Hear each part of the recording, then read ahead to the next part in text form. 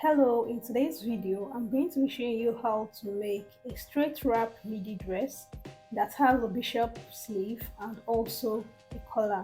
If this is something you like to watch, do stay to the end. So here are the materials I'm going to be needing. I'm going to be making use of this polka dot crepe fabric and I have about 2.5 yard over here. So I'm going to be starting with the back pattern, that is the half length of the midi dress. So first I'm going to go ahead to insert my half length, which is 15.5 inches in my case, and I'm just going to go ahead to create an horizontal line over there. After I'm done doing that, I'm going to go ahead to also indicate my shoulder to my chest line, okay? And in order to get this, you can as well just use the formula that is displayed on the screen. After inserting that point, I'm going to go ahead now to impute my across the shoulder measurement, which in my case is 7.75. It's also called the back measurement. So anyhow you have it, just make sure you include this on the chest line and also on the shoulder line and connect like so. So after doing this, I'm just going to go ahead to highlight both sides with my marker so that you can see clearly.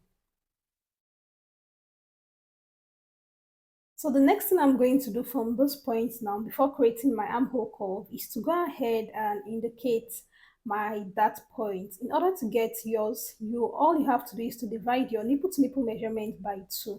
In my case, after dividing, I'm going to be making use of 4. So I'm going to be inserting this nipple to nipple measurement on the waistline, which is the half length, and also on the chest line, like so.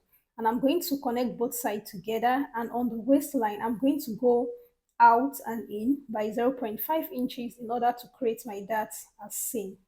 Now for my neck width for this pattern, I'm making use of 3 inches, and for the neck depth for the back pattern, I made use of 1 inch. Now the reason why I'm making use of 1 inch is, remember this particular dress has a collar, so your neck depth must not be too deep. Okay, after that, I went down by 1 inch on the shoulder slope and I connected that to my, on the armhole line rather, and I connected that to my neck width to create my shoulder slope. Then after, I divided my bust round measurement by 4 and I imputed that point on my chest line and also went ahead to divide my waist round measurement by 4 and I imputed that point on my waistline, added 1 inch to it and connected using a slant. Also added 1.5 inch for my sewing allowance. So after doing that, I realized I did not add any joining allowance on the lower part, and that is why you can see I decided to add 0.5 inches on that lower part as my joining allowance.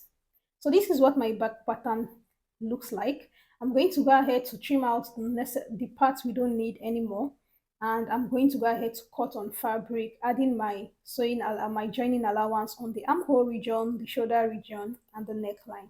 So this is what my fabric look like after cutting. I'm just going to go ahead to notch the dart point as you can see me do, and I'm going to indicate where the darts stop on both sides of the clothes of the fabric. Now I cut my back pattern on fold. Please do take note of that. Okay, so I'm adapting my back pattern to create my front pattern, and in order to do this, I'm going to be creating a slant line as you can see from my shoulder tip till the point where I want my wrap extension. So for my wrap extension from the center front, I made use of 6.5 inches. Please ensure whatever you use in front is what you're going to be using also for the skirt part, okay? So after doing that, I'm just going to go ahead to create slant lines as you can see me do. I'm just going to create slant lines like this. And on that point where I have the second dart that passes through the slant line, I'm going to go ahead to close up that dart. So it means I'm going to be sewing just one dart on either side of the fabric.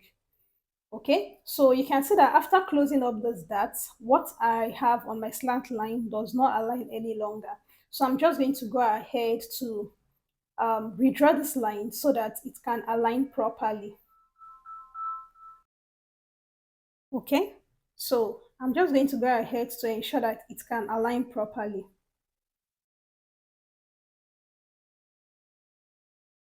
So after doing that, I'm going to go ahead now to highlight with my marker, as you can see. Then I'm just going to trim off the part I don't want any longer. So this is what the pattern looks like for the front. So we're going to be cutting to this twice. You can cut on fold, okay? So we're going to be cutting this just 2 times. But before then, I went in on my mid armhole. Since this is the front pattern, I went in by zero point 0.5 from the mid armhole and I just connected it like so. So I'm going to go ahead to trim out this part so that my sleeve can sit properly when I'm done sewing in. So this is what the front part look like. This is what the wrap detail look like. So I've gone ahead to cut my, and I added zero point 0.5 inches on that slant part. I'm going to be turning with a bias. I added extra inch zero point 0.5 on the armhole region and also on the shoulder tip. I also went ahead to notch the part where I'm going to be sewing the darts. And for the dart length of the front, I made use of 5 inches in my case. So do note your front dart is not going to be as long as the back dart. So after doing that, this is what the separate piece look like for the front. And when we are done, this is the way we are going to be aligning the front. Okay. So I'm going to be turning this with bias strip, okay, made of this same polka dot fabric. And I'm going to go ahead to sew the dart also. Now, when I'm done sewing the back dart, I'm going to put the right side of the back facing the right side of the front like so. And I'm going to join at the shoulder. I'll be doing this off camera because of time. And I'm going to also fix in the sleeve. In the course of this tutorial, I will show you how to cut the sleeve. Okay, so now for the skirt part, which is the lower part, I folded my fabric into four. Now make sure when you fold, whatever you have can accommodate your hip round measurement divided by 4 plus your desired seam allowance. Okay, now the length I'm using here is 42 inches, although I had to later refold my hem because I discovered my length was too long. So ensure you work with whatever length you want to have. So after ensuring my length was accurate, I just went ahead to create my origin line, which is going to be my start line. And from there, I went ahead to impute 8.5 inches. Now this 8.5 inches is for my hip length. And I'm also going to go ahead to create horizontal lines like so. Now, after creating the horizontal line, I'm going to impute my waist round measurement divided by 4, which in my case is 7.5. Please do note there is no dart on this particular wrap. Okay, so I'm not imputing any darts there. So after doing that, I went ahead to add just 1.5 inches for my seam allowance, my sewing allowance. Okay, and I'm going to go to my hip round measurement now. I'm also going to divide that by 4. I will impute that measurement. In my case, I worked with 9.5 inches and I also went ahead to add 1.5 inches for the seam allowance. So I'm going to connect these 2 points together like so to give me that curve effect. Now remember I said this fabric is on fold and I'm cutting the two pieces, the front and the back together. Okay, I'm going to go to the lower end as you can see. And on this particular part now, if you want to have like a tapered skirt, like a pencil effect, then you have to take away certain inches from your hip measurements. So I just took away 1.5 inches for my hip measurements. So I'm going to be working with 8.8 inches. And to that 8 inches, I added 1.5 inches for my seam allowance.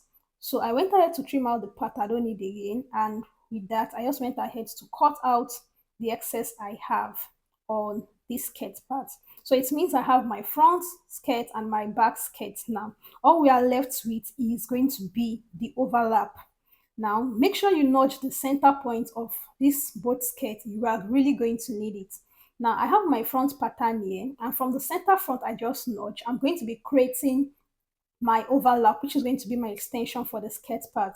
Remember, for the upper part, we use 6.5. So make sure you also use 6.5 on the lower part to ensure it tallies. And in order for me not to waste pattern mixed fabric, I just went ahead to create that overlap using my front pattern. And instead of me cutting, I'm just going to go ahead to pin the part I don't want, as you can see me do, layer it another on another piece of fabric and go out to cut that extension. So this is the front part. I just went ahead to pin, place it like so, as you can see, place it like so. This is what the overlap look like after cutting, okay? And then I'm back to my back pattern. So this is my back pattern. I'm going to go ahead to layer the front part on it. So this is what the front part look like. So basically it's equal. So I'm going to layer the front part, as you can see, and after pinning it down on one end, this is what it looks like. So you decide where you want your overlap to be. So for me, I'm working with the left side. So I'm just going to open the side that is not pinned on my skirt part, as you can see, and I'm going to pick the right side of my overlap, the side with the cuff effect, ensure it matches with my back pattern, as you can see me do. And I'll go ahead to pin both sides together. Pinning both sides together is really, really important. And after doing this, just ensure what you have looks like a wrapper, okay? When you open both ends together, you should have that wrapper effect, just like what we have on the upper part, okay? So after doing this, I'm going to go ahead to sew the side I pinned using my seam allowance of 1.5 inches I left, following the curve to give me this exact shape. And when I'm done doing that, I'm going to go ahead to hem the open ends, hem the lower part, and the only part I'm not going to be hemming on the skirt is the upper part. So after folding the skirt, this is what it looks like. You can see the overlap on the top, and that is not even getting to the other part of the front pattern. So this is what the overlap look like. And after doing that, I'm just going to show you what the skirt part look like.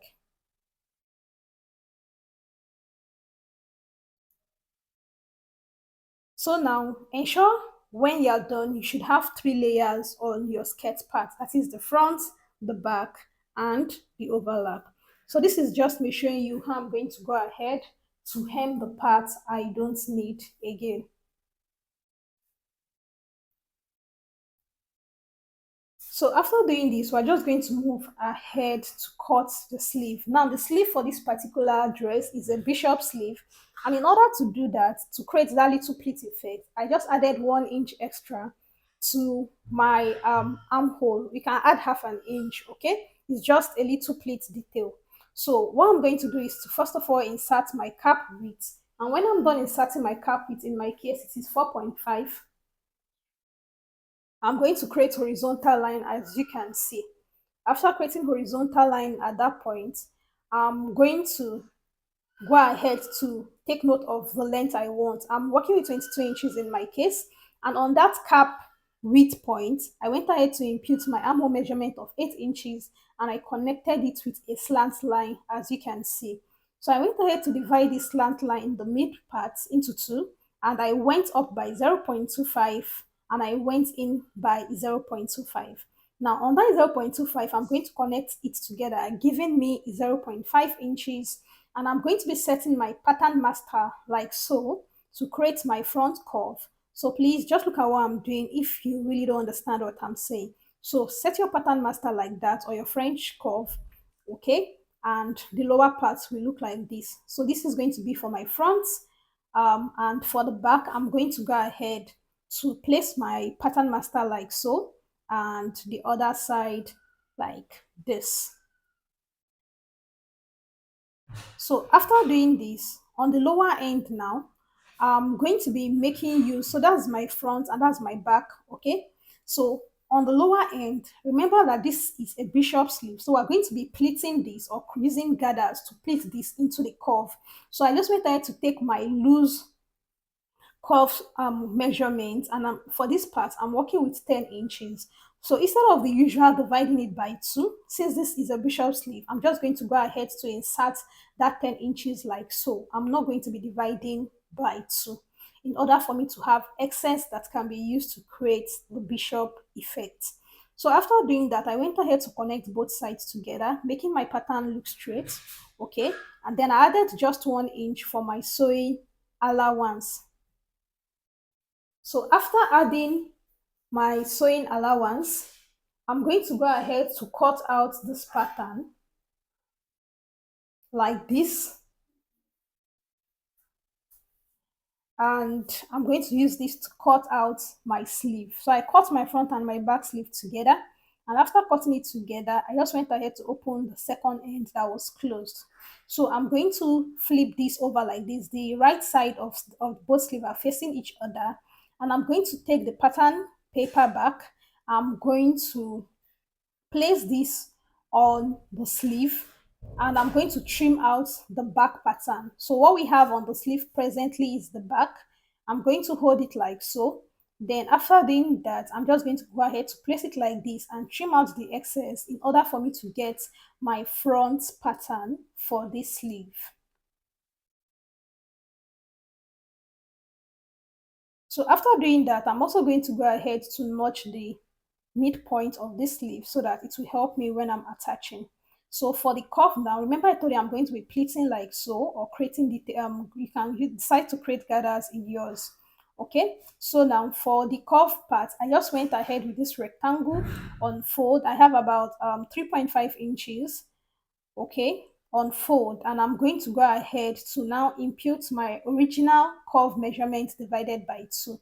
So in my case, I work with 8.5 inches for the lower end, and I'm going to be using that lower end as the closed part. So divided by 2, that's 4.25. Okay, I'm going to indicate that point like there. And on the upper part, I'm going to be using 5.5 inches. Then I'm just going to connect it using a slant. So after connecting it, I also went ahead to add 0.5 inches, which I'm going to be using to join this curve together at both ends before fixing. So for this particular curve, I'm going to be adding stay in order to give it stability. So you can decide to use an S stay or a tissue stay to give it just more stability. So this is what the curve look like. And for the collar, I missed my clip on this. I'm really sorry about that. The collar and the belt details, I missed my clip. So what I'm going to do is I'm going to just show you what the pattern of the collar look like. I have other videos which I'll be leaving their link in the description to show you how to fix a collar. And yes, and the belt. I have a wrap top already. So the belt basically is the same thing.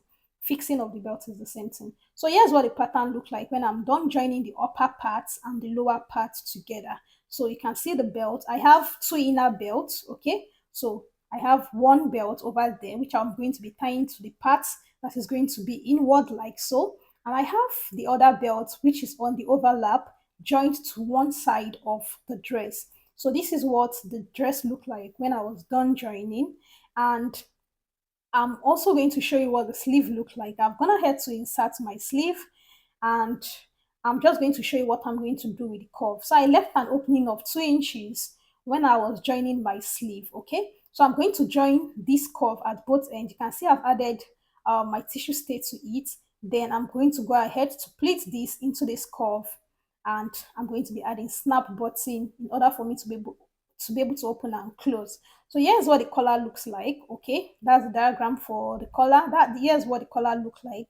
I'm just going to go ahead now to join the collar at both ends.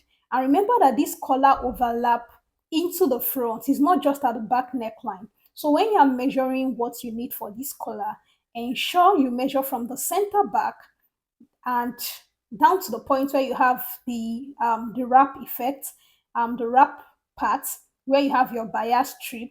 So I did like 2 inches for my bias strip. So you can do 3 inches depending on how you want the collar to fall in front. I hope you see what I'm trying to explain here. So, and after doing that, just go ahead to close your collar. And that is basically it for this tutorial. I hope you got value, and I hope you really enjoyed this tutorial. Please do well to drop a comment in the comment section, turn on your notification bell so that when I post videos, you get to see them. So this is what the final fit looks on me. I really love this particular tutorial. Is this something you'll be trying? Do let me know in the comment section.